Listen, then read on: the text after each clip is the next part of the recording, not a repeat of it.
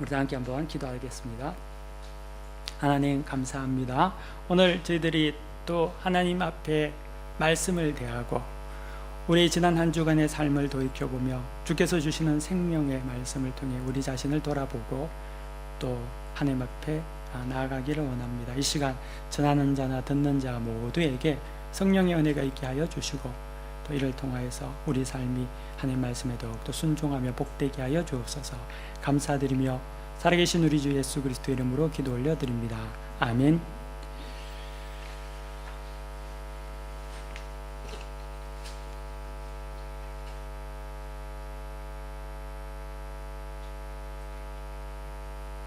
오늘 성경 본문은 세례 요한의 죽음에 대한 사건이 기록되어 있습니다. 오늘은 이 사건 중심에 나타나는 헤롯 가문에 대해서 우리가 좀 살펴봄으로써 성적 타락이 어떠한 영향을 주고 또 이 성경이 우리에게 무엇을 지금 이 시대에 알려주는지를 한번 살펴보고자 합니다. 우리가 지난주 성경 말씀을 통해서 우리가 깨달아 안 것은 예수님께서 나사렛에 가신 이유, 그리고 또 마가가 이 세례 요한의 죽음을 이 6장에 배치한 이유는 믿음의 길에는 반드시 고난이 따른다는 것을 다시금 우리에게 알려주기를 원했다는 것입니다. 동시에 우리는 오늘 이 헤롯 가문을 통해서 성적 타락에 대해서 우리 한번 고민하고 또 말씀을 통해서 알아보기를 원합니다. 이 성이라는 것은 사람을 즐겁게 하는 것이지만 또한 동시에 이 성은 사람을 가장 추하게 만드는 것이기도 합니다. 신자나 아니면 불신자나 모두가 이것에 의해 노예가 되면은 파멸의 늪에서 벗어나지를 못합니다. 우리가 예수 믿는 자라고 해서 예외일 수는 없다는 거죠. 사단은 믿는 자든 믿지 않는 자든 모두에게 이를 통해서 우리를 미혹하고 우리를 파멸케 하려고 합니다. 이 성적인 탐욕, 성적인 욕망은 인간인 우리에게 너무나 피부에 와닿는 이슈입니다. 하지만 또 동시에 이것을 참으로 말하기가 쉽지 않는 그러한 이슈이기도 합니다. 요 근래에는 더욱더 이것이 우리에게 많이 부딪히는 이유가 한국에서도 지금 일어났던 문제로 인해서 버닝썬이라든지 김학의 사건이라든지 이런 일들로 인해서 우리가 전반적으로 사회가 굉장히 민감한 반응을 나타내고 있습니다. 사실 이것은 이전에 없었던 것은 아니지요. 예전에도 있었죠. 하지만 나타나지 않았을 뿐이었죠. 하지만 이것이 나타나니까 마치 지금 이것이 대단한 것 같이 생각하지만 지금의 문제뿐만 아니라 전 인류의 역사 가운데 이 성의 타락과 성적인 유혹 그리고 탐욕은 근본적인 우리가 주 안에서 늘 싸우고 이겨가야 하는 그러한 문제라는 것입니다. 그렇기 때문에 성도는 이에 대해서 좀 잘 이해할 필요가 있습니다. 이 성이라는 것은 굉장히 순간적이고 허망한 것입니다. 하지만 그 탐욕에 끌려 있을 때에는, 그것을 품고 있을 때는 그것이 전부입니다. 그것이 온 우주입니다. 거기서 절대 벗어날 수가 없습니다. 그렇기 때문에 사단은 사람을 속여서 이 순간의 선물을 주고 우리에게 영생을 빼앗아 갑니다. 우리를 파멸로 이끌어 간다는 거죠. 오늘 성경 본문에 보면은 헤롯이 세례 요한을 참수하게 되는 결정적인 계기가 어디에 있느냐. 오늘 우리가 성경에 보기에 성경은 헤로디아가 요한을 원수로 여겨서, 우리 19절 보십시오. 성경 19절. 헤로디아가 요한을 원수로 여겨 죽이고자 하였으되 하지 못한 것은 헤롯이 요한을 의롭고 거룩한 사람으로 알고 두려워하여 보호하며 또 그의 말을 들을 때 크게 번민을 하면서도 달갑게 들음이르라 라고 증거하고 있습니다. 헤롯은 세례 요한을 보호하고 싶어 했다는 겁니다. 그런데 오늘 성경을 보니까 헤롯이 결국에는 세례 요한을 참수하고 맙니다. 그 결정적인 이유는, 계기는 헤로디아의 딸 살로메가 춘 춤으로 인해서 그것이 결정적인 어떤 문제가 되었다는 거죠. 그 춤은 우리가 오늘 성경 말씀을 제가 함께 여러분들과 나누면서 좀 더 말씀을 나누도록 하겠습니다. 사실 그 춤은요, 순간적인 쾌락을 극대화시켰던 그러한 춤이었습니다. 헤롯은 그 탐욕에서 자기의 모든 이성과 자기의 모든 지성을 놓쳐버렸다는 거죠. 오늘 성경 본문 22절을 여러분 보시기 바랍니다. 우리 함께 22절 말씀을 함께 읽어보도록 하겠습니다. 시작. 헤로디아의 딸이 친히 들어와 춤을 추어 헤롯과 그와 함께 앉은 자들 기쁘게 앉으라. 왕이 그 소녀에게 이르되 무엇이든지 내가 원하는 것을 내게 구하라. 내가 주리라 하고. 헤롯은 그 소녀의 춤, 그리고 그 춤이 주는 기쁨, 쾌락, 유희, 성경에서 보면 앉은 자들을 기쁘게 한 그 유희 앞에 거대한 권력이 무너지고 있음을 보여줍니다. 이 성적인 탐심에 물낀 자들은요, 결국에는 자신의 권력도, 자신의 직위도, 자신의 모든 가진 것도 잃고 말고 파멸되고 만다는 거죠. 이것은 제가 굳이 설명하지 않아도 여러분도 잘 알 거라고 생각합니다. 잠언 7장 25절에 보니까 이렇게 적혀 있습니다. 25절 26절에 보니까요, 내 마음이 음녀의 길로 치우치지 말며 그 길에서 미혹되지 말지어다. 대저 그가 많은 사람을 상하여 엎드러지게 하였나니 그에게 죽은 자가 허다하니라. 이 성경이 우리에게 알려주는 정보라는 겁니다. 많은 자들이 그에게 죽었습니다. 그들은 어리석은 자들도 아니었고요, 그들은 그냥 무지한 사람들도 아니었습니다. 그들은 권력이 있었고 능력도 있었고 나름 세상에서 존귀한 자들이었지만 결국 그들은 성적인 탐욕으로 인해서 죽고 말았다는 거죠. 저는 오늘 이 성적 탐심의 비참함을 말하고요, 우리가 그 길에서 경계해야 할 것을 본문 말씀을 통해서 함께 나누기를 원합니다.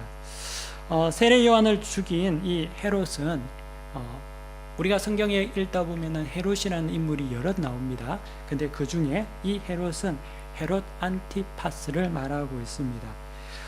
이 헤롯 안티파스는요, 예수님이 탄생할 당시에 있었던 헤롯 대왕하고는 다른 사람입니다. 이 헤롯 안티파스는 그 헤롯 대왕, 예수님이 태어날 당시에 헤롯의 아들입니다. 아들 중에 하나인데요, 이 헤롯 가문은 사실 이 문란한 성생활과 이 권력 구조로 인해 가지고 굉장히 많은 어떠한 문제가 있었던 그러한 어떠한 가정이었습니다.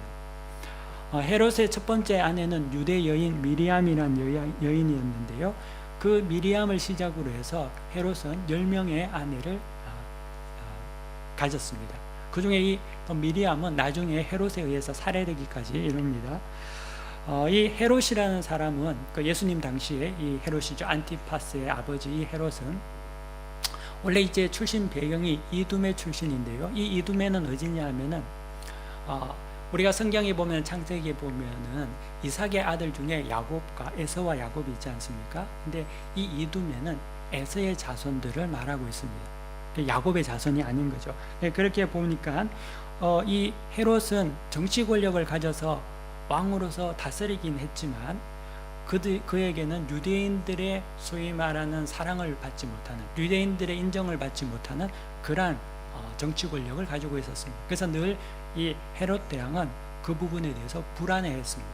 우리가 예수님이 탄생할 때 헤롯이 동방박사를 만나고 유대인의 왕이 어디서 태어나느냐 그렇게 묻죠.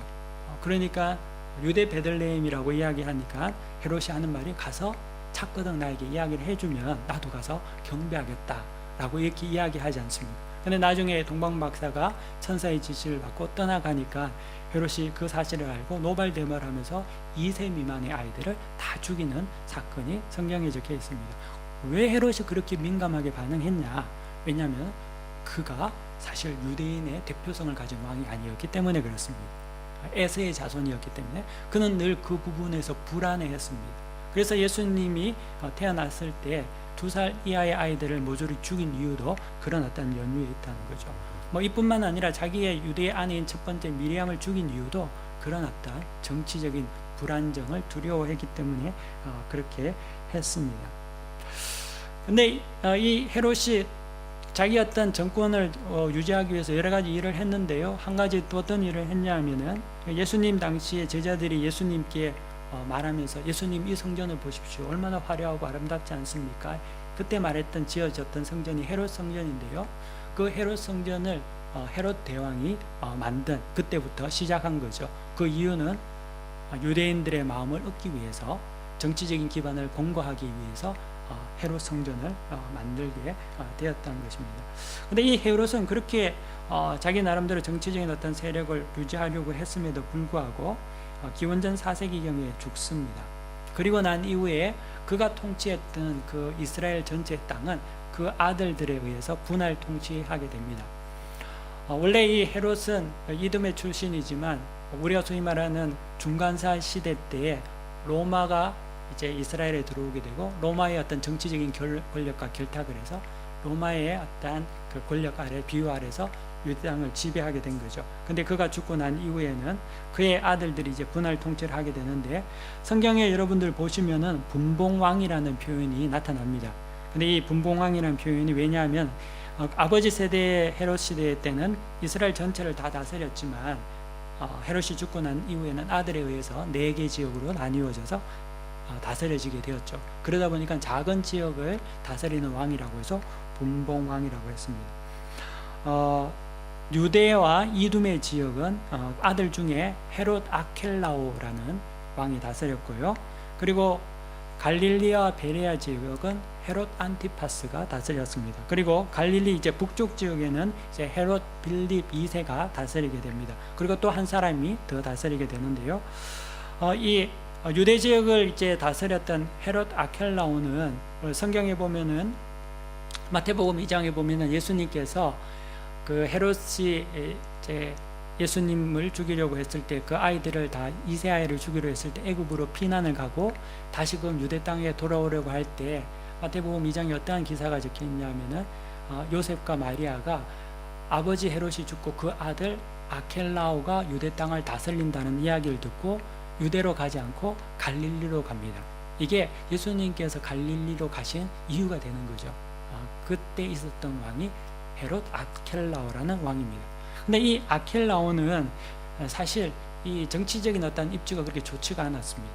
왜냐하면 워낙 이 유대인들이 반란을 자주 일으켰는데 유대 지역이 사실 그 중심부 예루살렘을 중심부 한 유대 지역은 더욱더 그런 어떤 게 강했고 아켈라오가 이 부분을 잘 하지 못했기 때문에 AD 6년경에 아켈라오는 로마의 소환이 되고 맙니다. 그래서 그는 거기서 정치적 생명이 끝나고 로마로 복귀하게 되고요. 그때부터 이제 로마는 이 유대 지역을 총독을 통해서 직접 통치를 하게 되는데 우리가 잘 아는 본디오 빌라도가 그렇게 해서 이제 통치를 하기 위해서 파견되어 오는 거죠. 그래서 본디오 빌라도는 로마에서 파견된 5대 총독이었습니다. 그때 예수님께서 법정에 서셔서 본디오 빌라도를 만나고 십자가에 달리시게 되는 거죠. 근데 아켈레오는 그런데 오늘 성경 본문에 나타나는 이 지역은 이 갈릴리아 베레아 지역을 다스렸던 헤롯 안티파스라는 분봉왕이 다스린 지역입니다. 근데 이 헤롯 안티파스에게는 우리 성경에는 그냥 헤롯이라고 했지만 정확한 이름은 헤롯 안티파스입니다. 이 헤롯이라는 것은 애굽의 바로와 같이 왕이라는 어떤 의미를 나타내는 그러한 어떤 단어입니다. 근데 이 헤롯에게는 안티파스에게는 엄마가 많았고 형제들이 많았지 않습니까? 근데 그 형제들 중에 이복 동생 중에 빌립이라는 그런 동생이 하나 있었는데 이 빌립은 갈릴리 북쪽을 다스렸던 분봉한 빌립 2세가 아니라 이쪽은 빌립 1세 다른 어떤 한 인물입니다. 그런데 이 빌립에게는 아내가 있었는데요. 그 아내의 이름이 헤로디아라는 그러한 여자였습니다. 근데 이 헤로디아는 정말 미인이었다고 합니다. 절세 미인이었다고 합니다. 근데 이 절세 미인 헤로디아를 이 안티파스가 동생의 아내를 보고 탐심을 품었습니다. 그리고 그 여자를 자기 것으로 빼앗습니다. 근데 또 이 헤로디아는 누구냐? 이 집안이 굉장히 복잡한데요. 여러분들 잘 한번 들어보세요. 뭐 이해가 안 되면 이해가 안 되는 대로 넘어가시겠지만 이 헤롯 대왕의 첫 번째 부인이 미리암이라고 하지 않았습니까? 그런데 미리암과 헤롯 대왕이 낳은 아들이 아리스토블루스라는 아들이 하나 있었습니다.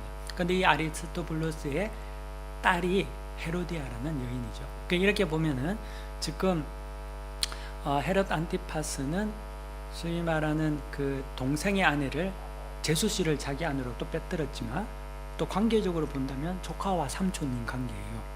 이 집안이 이렇게 막 정신없이 막 물리고 이렇게 돌아가는 집안이라는 겁니다.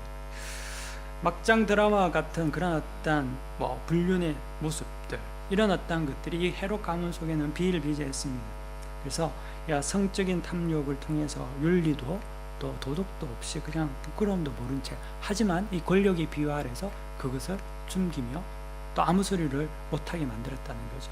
근데 이 지역에서 사역했던 사람이 세례 요한이었거든요. 그 당시 이 스슬퍼런 시대에 지금은 이제 무슨 이제 사건이 터지면 신문에서 방송에서 막 터지고 무슨 기자들이 와서 그걸 이제 팩트 체크를 하고 이렇게 하지만, 지금 이 당시는 그런 이야기를 하면 그 자리에서 다 죽는단 말이죠. 그러니까 아무도 잘못된 어떤 성적인 문제가 들끓고 문제가 일어나도 아무도 말을 못하던 그 시대에 세례 요한이 그것에 대해서 적나라하게 신랄하게 그 죄에 대해서 책망을 했다는 겁니다. 그래서 세례 요한은 잡혀가게 되었습니다. 우리가 이 헤롯 가문을 보면서 한 가지 생각해야 될 것은, 우리의 어떤 집안, 영적인 가풍이 되게 중요합니다.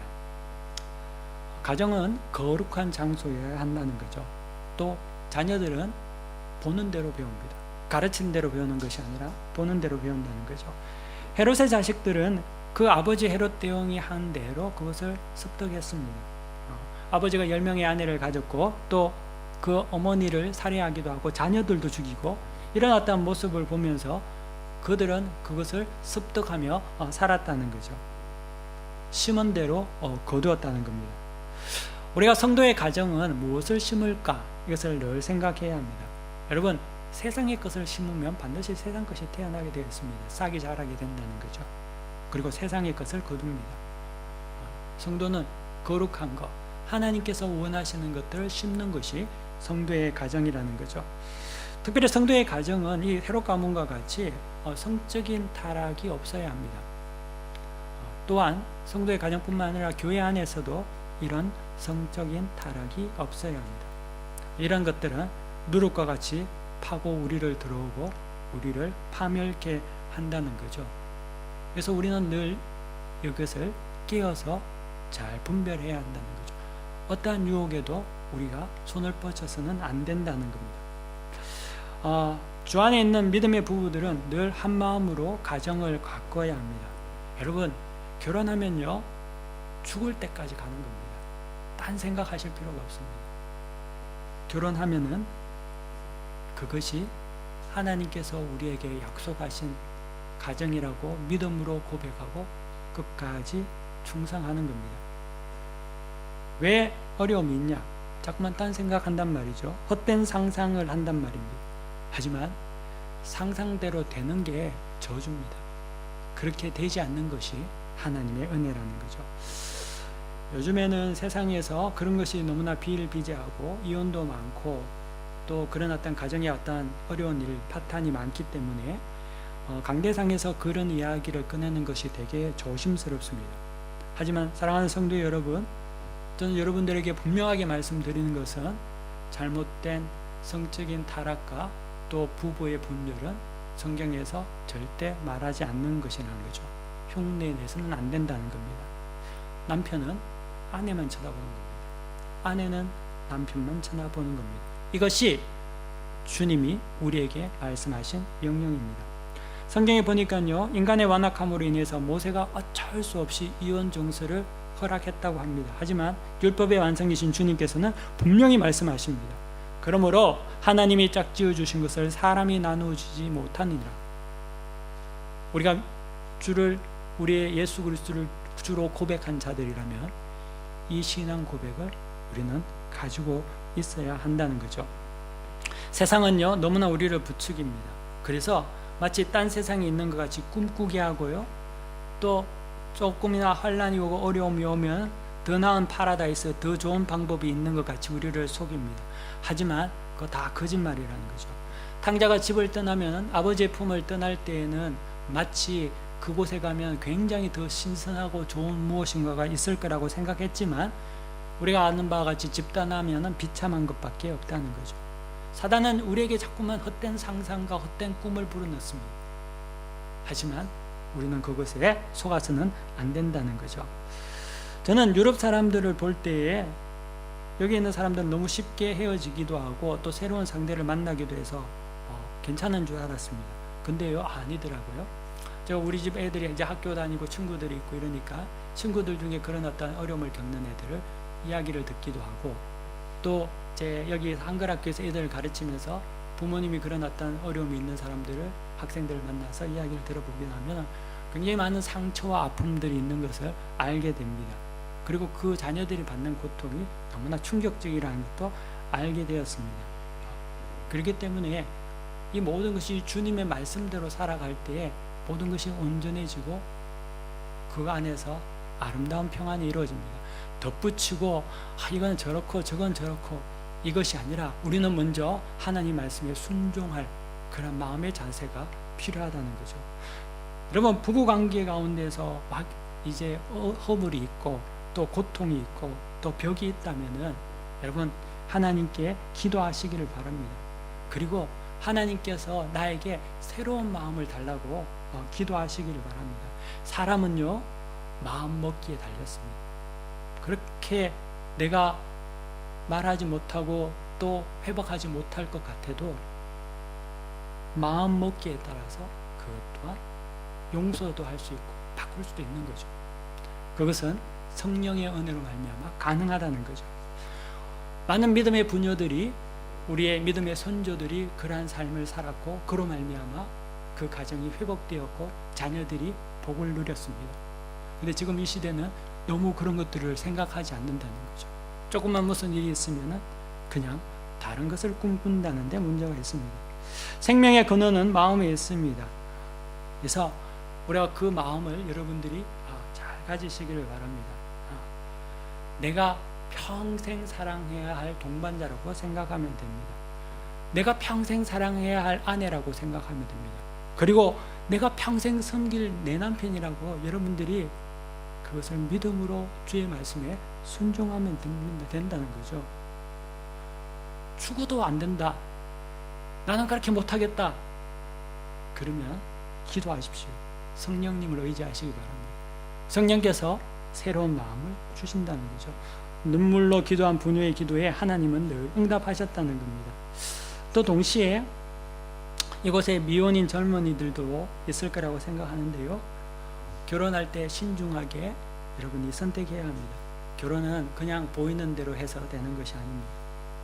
몇 번 만나서 마음이 맞고 서로 좋아해서 결혼하는 것이 아니고요, 결혼은 반드시 동일한 신앙 고백이 있어야지만이 됩니다. 이 신앙 고백이 없으면은 안전장치가 없는 것과 동일하다는 거죠. 사람은요, 약합니다. 또한 사람은 악합니다. 사람은 자기에게 다가오는 큰 환난 가운데서 언제든지 무너집니다. 그런데 그것을 붙잡는 것은 우리 속에 있는 예수 그리스도에 대한 신앙과 하나님에 대한 믿음만이 우리를 붙잡아 준다는 거죠. 그렇기 때문에 한 신앙 고백 안에 있을 때만이 모두가 삽니다. 육신은 우리를 늘 실망케 하지만 한 믿음과 한 영을 가진 자는 이것을 극복한다는 거죠. 저는 이곳에 있는 우리 교인들이 신앙생활을 잘하기를 바라지만 동시에 그와 못지않게 여러분들이 가정생활을 잘해야 합니다. 가정생활 못하면서 신앙생활 잘하는 아무 소용없다는 거죠. 부부가 한 신앙 고백 안에서 정말 사랑하는 하나가 되어야 합니다. 이것이 사실 전도고 이것이 선교입니다. 여러분, 부부가 하나가 되지 않고 서로 마음이 어긋나 있는 상태에서 밖에 나가서 예수를 전해 보십시오. 아무도 그 예수를 받아들이지 않습니다. 그렇지 않겠습니까? 그렇기 때문에 반쪽짜리 열심이 아니라 온전한 열심을 우리는 가져야 된다는 거죠. 그래서 신앙생활뿐만 아니라 가정생활에도 주의 말씀을 붙잡고 여러분들이 온전한 마음으로 이루도록 수고하고 기도하며 헌신해야 된다는 거죠. 오늘 성경 본문에 보면은요, 이 세례 요한이 헤롯 안티파스와 헤로디아의 결혼에 대해서 윤리성과 도덕성을 상실했다고 책망했을 때 헤로디아는 그것을 참지 못하고 그를 죽이려고 합니다. 사실 이 헤롯 안티파스가 가지고 있는 권력은 지도자는 더 좋은 어떤 윤리성을 가지고 있어야 되는 거 아닙니까? 도덕성을 가지고 있어야 되는 거 아닙니까? 근데 이 헤롯 안티파스는 그 권력을 가지고 도리어 그것을 완전히 파멸해 버렸다는 거죠. 이 권력은 휘둘라고 준 것이 아닌데 그는 잘못된 방법으로 사용했다는 겁니다. 그래서 이 권력을 가진 자들은 더 청렴하고 도덕성을 요구하죠. 그러면 이게 헤롯의 문제만이 아니라 우리한테 다시 한번 봤을 때 여러분들은 권력이 있습니까? 권위가 있습니까? 여러분 있습니다. 여러분은 예수의 권위가 있다는 거죠. 예수님께서 우리에게 주신 제사장의 권위가 있다는 겁니다. 그러면은 그 제사장의 권위와 그 모든 것은 우리가 더욱더 정결한 어떠한 모습을 통해서 세상에 보여주는 그런 어떤 것이 되어야 된다는 거죠. 헤로디아는 이 자기 자신의 어떤 수치를 감추기 위해서 세례 요한을 죽이려고 합니다. 헤로디아는 그래도 왕족 아닙니까? 그러니까 이 성적인 어떤 탐욕으로 말미암아 잘못된 이 불륜의 관계를 세례 요한이 아무 소리 안 냈으면 그냥 넘어갈 수도 있었는데 세례 요한이 폭로를 하죠. 그러니까 이 자기 어떤 수치를 덮기 위해서 결국에는 세례 요한을 목을 베게 됩니다. 여러분 우리가 굉장히 조심해야 되는 게 이 성적 탐욕에 빠지게 되게 되면 우리의 양심이 알려주는 바 수치심으로 인해서 그것을 덮게 하기 위해서 더 많은 죄를 저지른다는 데 있습니다. 다윗이 죄를 범했을 때 나단 선지자가 그에게 와서 그를 책망했습니다. 다윗이 성군인 이유는 그때 그는 무릎 꿇고 회개하며 침상을 져실 정도로 하나님 앞에 나아갔다는 데 있습니다. 하지만 여러분 보통 그렇지 않다는 거죠. 특별히 사람들은 성적인 어떤 탐욕으로 인해서 수치가 드러날 때 숨기려고 합니다. 목숨을 걸고 숨깁니다. 자기의 모든 권력과 모든 수단을 통해서 숨깁니다. 사람까지 죽일 수 있다는 거죠. 우리가 지금도 우리 사회에서 일어난 일들이 얼마나 그런 것들이 많이 있습니까? 그렇기 때문에 사람이 가장 악한 곳으로 더 갈 수 있는 하나의 방법 중에 그런 어떤 미혹이 성적인 타락에서 나타난다는 거죠. 계속 그 수치를 숨기기 위해서 모든 일을 행하게 된다는 거죠. 그 눈에 보이는 것이 없게 된다는 것입니다. 그래서 이 헤로디아는 어떠한 일을 계획하게 되냐 하면은요, 그래도 제가 성경을 보면서 한 게 느낀 게 참 이 헤로디아가 대단하다는 생각을 한 게요. 여러분 그래도 아무래도 자기가 결혼한 남자 아닙니까? 그러면은 그것이 불륜이든 뭐든지 간에 그 사람이 이제 보호하는 하나의 어떤 죄수였겠지만 죽이더라도 다른 어떤 방법을 좀 생각했을 수도 있을 텐데 헤롯의 생일 때 그 음모를 꾸민다는 게 놀랍지 않습니까? 자기 남편의 생일에 세례 요한을 죽이려는 음모를 꾸미고 있다는 거죠. 이게 무엇을 의미하냐면 눈에 보이는 것이 없는 겁니다. 그 죄에 그 탐욕에 빠져 있으니까 보이는 것이 없고 그냥 죽이는 데 허련하고 있다는 거죠. 헤로디아는 자신의 딸, 성경에 나타나지는 않지만 살로메라는 딸을 들여보내서 이제 춤을 추게 함으로써 헤롯의 마음을 기쁘게 합니다. 헤로디아는 헤롯의 약점을 알았죠. 왜냐하면 헤롯은 그런 쪽에 성적인 욕심, 탐욕이 강했다는 겁니다. 그래서 사단은 헤로디아의 마음에 들어가서 의인을 죽이는 데 있어 헤롯의 약점을 이용한다는 겁니다. 우리가 여러분들이 돈의 약점이 있는 사람도 있고요, 권세의 약점이 있는 사람이 있고, 자식의 약점이 있는 사람도 있고, 모두 약점이 있는 사람이 있는데 성적인 어떤 부분에 약점이 있는 사람도 있습니다. 사단은 그것을 이용한다는 거죠. 그것을 파고 들어온다는 겁니다. 성경에 보니까 살로메가 직접 나와서 춤을 추는데요. 원래 이제 그런 어떤 곳에서는 무희가 춤을 추게 되죠.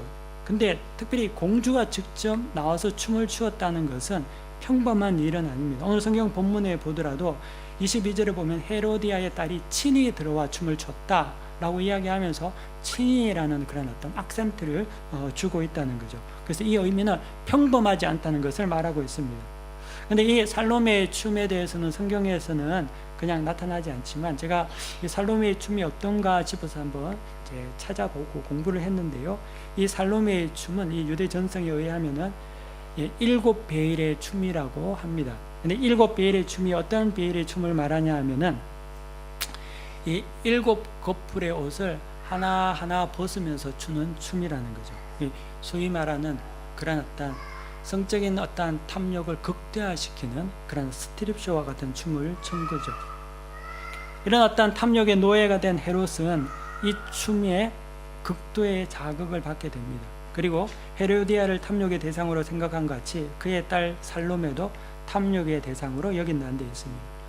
그래서 그에 도취된 이 헤롯은 살로메에게 자신의 나라의 절반을 주겠다는 어처구니 없는 제안까지 하게 된다는 거죠. 근데 사실 이거는 헤롯이 할 수 있는 거 아니거든요. 왜냐하면 그 땅은 로마에게 속국이 되어 있었기 때문에, 로마의 지배를 받고 있었기 때문에 자기가 줄 수 있는 그런 것도 아니었음에도 불구하고 모든 것을 잃어버리고 말았다는 겁니다. 그때 헤로디아는 살로메를 사주해서 세례 요한의 목을 요구합니다. 아무리 세례 요한의 말 듣고 양심의 가책을 느끼면 뭐합니까?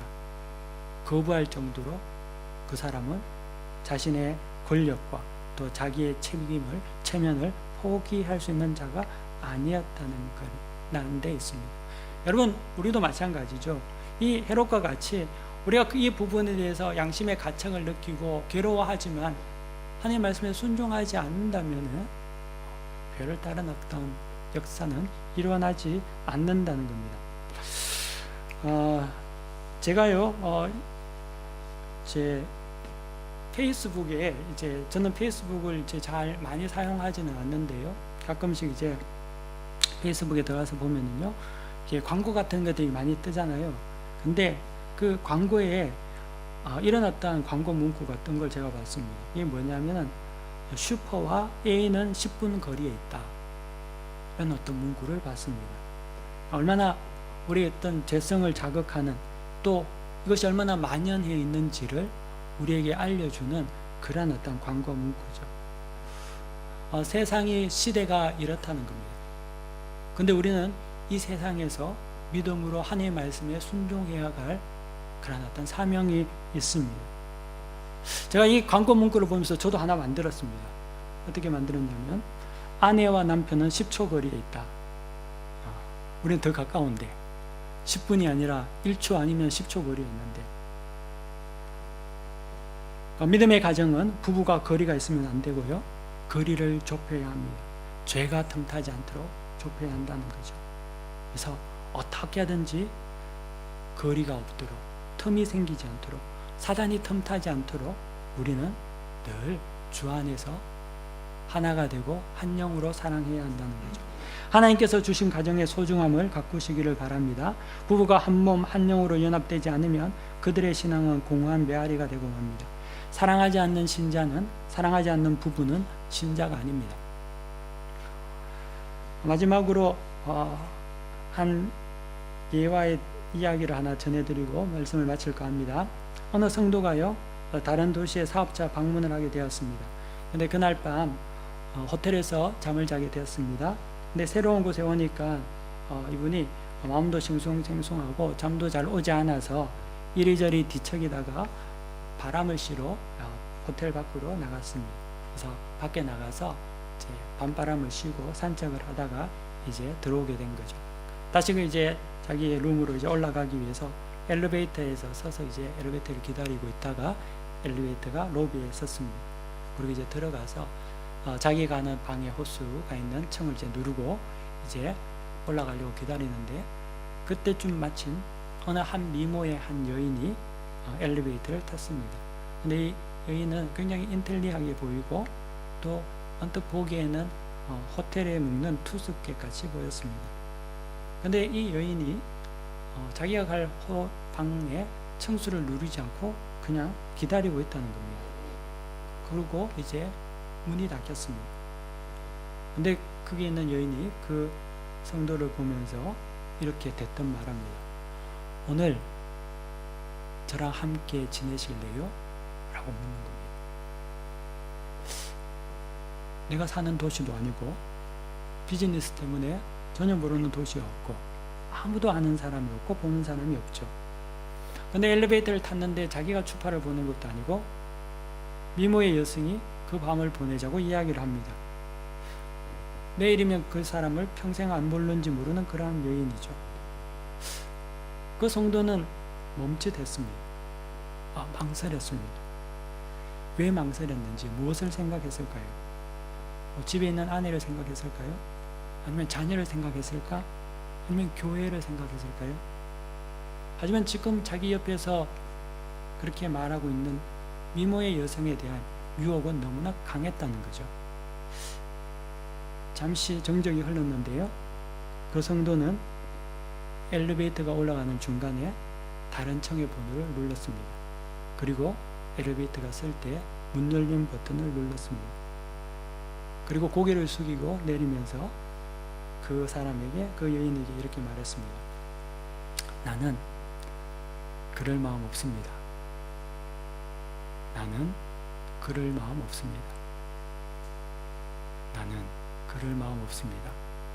라고 돌아갔다는 거죠. 여러분, 이것이 우리의 고백이 되어야 되지 않을까요?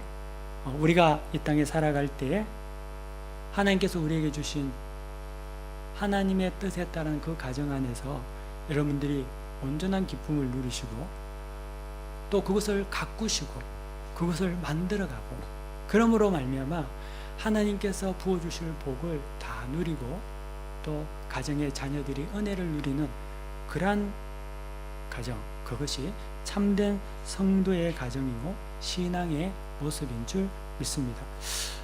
이곳에 있는 모든 분들이 이 땅에 우리에게 다가오는 많은 유혹과 또 그런 어떤 미혹의 순간순간에서 고백할 수 있는 분들이 되기를 원합니다. 나는 그럴 마음이 없습니다. 그래서 승리하시는 우리 모두가 되시기를 간절히 축원합니다. 기도하겠습니다. 살아계셔서 역사하시는 하나님 감사합니다. 오늘 우리에게 주신 말씀을 우리가 다시금 마음속에 묵상하며 새기고 또 하나님의 뜻이 무엇인지 분별해서 순종하며 살게 하여 주옵소서. 특별히 이 혼탁한 세대 가운데 가정을 귀히 여기고 또 부부가 하나가 되고 한 신앙 고백과 한 믿음으로 또 한 마음과 한 몸으로 연합하여서 정말 주의 의를 이루기에 부족함이 없는 그러한 복된 자그레브 한인교회 모든 믿음의 성도들 되게 하여 주옵소서. 모든 것을 주께 감사하며 의탁드리며 살아계신 우리 주 예수 그리스도의 이름으로 기도 올려 드립니다. 아멘.